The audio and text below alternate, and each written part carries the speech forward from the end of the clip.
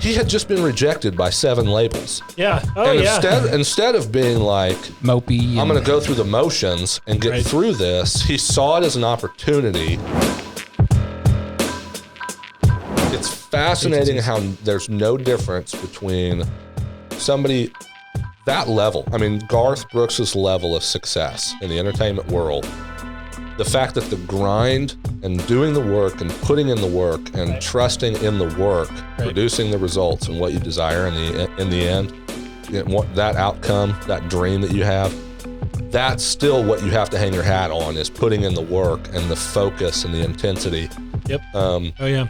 And seeing that prove itself out as he goes back and he performs in these bars and these dives, and then he does it in Nashville.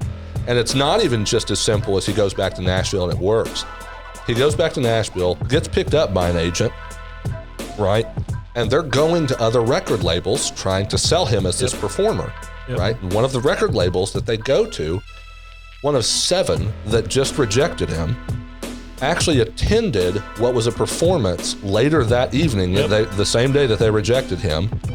And he just so happened to fill the spot of whoever was the number 2 time spot performing at that bar. The dude they were coming to see, like, no shows. He no shows, and so Garth just steps in and fills it, and the place goes crazy because he's just this, like, performer. Oh, yeah. Can't take your eyes off of the way that he does stuff. Like, you just get engrossed in the way that he acts. And it's like, afterwards, as soon as he finishes, everybody's just going nuts. It's just like, you can tell that he's different than everyone else there as a performer. And that record label goes to his agent, who is present that evening, and says, hey, maybe we missed something in our interview process with you earlier. Let's revisit.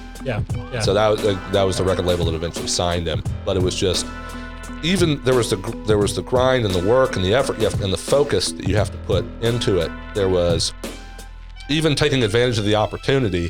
He had just been rejected by 7 labels. Instead of being like, mopey, I'm going to go through the motions and get through this, he saw it as an opportunity, took advantage of the opportunity, and that was the thing he needed to achieve the level of success that he goes on to achieve later. It's like, the lessons in that are just immense.